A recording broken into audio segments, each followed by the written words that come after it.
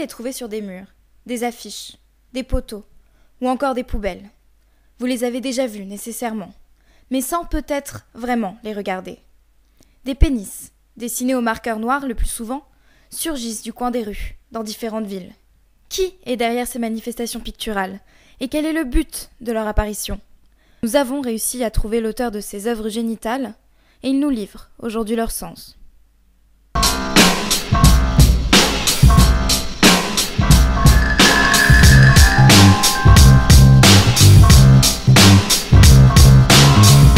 Armand, vous êtes l'auteur de ces sexes masculins. Les bites, ce sont des bites. Il n'y a pas d'autre mot qui convient. Pardon. Mais pourquoi dessinez-vous ces bites? Quelle est leur signification? C'est normal qu'elle signifie rien au premier abord. C'est là tout l'intérêt de la bite. L'incongruité de sa présence au milieu de ces immeubles, de ces boulevards, entre des néons, des enseignes. Elle est la manifestation, la résurgence même de notre nature humaine que toute notre culture, toute notre technologie ne pourront jamais effacer. C'est le rappel obstiné de ce que nous sommes fondamentalement, malgré toutes les prétentions de notre raison. C'est pour ça les snobs ne comprendront jamais rien, ils seront choqués parce qu'ils oublient leur nature, ils la nient même. D'accord, mais pourquoi avoir commencé ces dessins? Quelle est l'origine de la bite? Ah, difficile à dire. Tenez. Ben voilà la toute première bite que j'ai dessinée. C'était en juin 1991. Quelles étaient vos intentions à ce moment-là? J'avais pas d'intention particulière. Je rentrais de soirée, il était tard, je m'étais arrêté pour chercher mon chemin. Et une pulsion créatrice m'a traversé soudainement.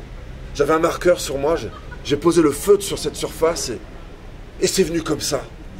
Elle est apparue et j'ai trouvé ça merveilleusement beau. Cette forme, ces courbes qui contrastent avec cet environnement si rectangulaire, si rectiligne. La ville est une juxtaposition de droites trop froides, trop ordonnées. Cette bite, c'est la beauté d'un autre ordre. C'est une autre logique dans ce monde trop symétrique. D'accord, mais il y en a vraiment partout. Sont-elles toutes de vous? Non, elles peuvent pas être toutes de moi, mais j'ai fait des émules. Il y a des gens qui appréciaient ce que je faisais, qui sont venus apprendre auprès de moi. Et je les ai accompagnés pour qu'ils trouvent leur style personnel, mais tout en respectant l'esprit originel de la bite. C'est important. On peut mal faire une bite? Bah bien sûr. Il y a des imitateurs sans intérêt, des médiocres. Voilà, ça par exemple, là, c'est n'importe quoi. Mais qu'est-ce qui ne va pas? Je ne comprends pas. À moi, elle me semble plutôt ressemblante. L'art n'a pas pour but de ressembler. Ah voilà, ça y est, il y a un petit peu de poil, il a mis du sperme là. Il se croit malin parce qu'il a rajouté des détails réalistes. Mais il n'y a plus aucune beauté formelle là. L'harmonie globale n'est pas respectée. Alors, il n'a même pas fini le trait là. C'est du travail bâclé, c'est vulgaire, ça, c'est sans intérêt. Je veux dire, l'art, c'est la recherche de la perfection, pas du réalisme.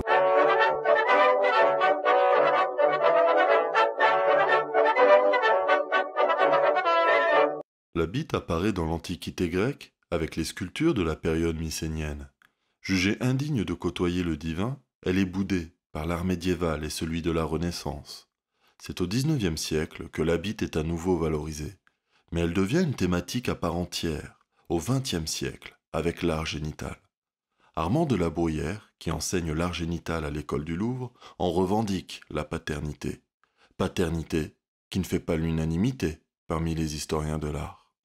Pourquoi, Armand, dessinez-vous toujours la même chose? N'avez-vous pas peur de vous répéter ou de diminuer la valeur de vos premières œuvres en dessinant toujours la même chose? Je ne dessine pas la même chose. C'est votre regard qui manque de subtilité et d'attention. Chaque bite a sa valeur, chaque bite a son histoire, son sens. Celle-ci délivre un message politique, par exemple. Regardez comme elle épouse parfaitement les traits du visage, comme si elle était dans son élément. Un gland parmi les glands de ce monde. Puis quoi de mieux qu'une bite pour symboliser la sodomie collective instituée par l'activité politique?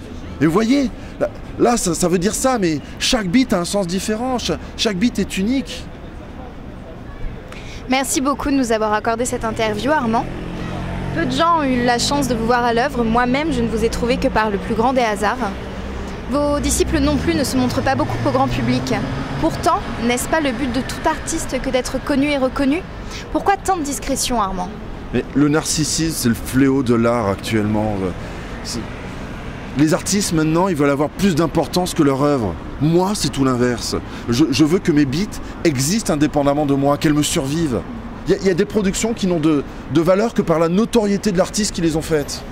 Alors que les vrais chefs-d'œuvre, selon moi, hein, c'est ceux que l'on peut admirer même s'ils sont anonymes. Ah oui. La bite peut être métaphysique, esthétique ou encore militante et engagée. Même absurde, elle n'est jamais là sans raison.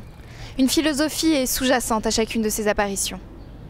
Qu'elle vous étonne, vous choque, vous dégoûte, vous intrigue ou encore vous fascine, vous savez désormais tout de ces bites intempestives qui sillonnent les rues de vos quartiers.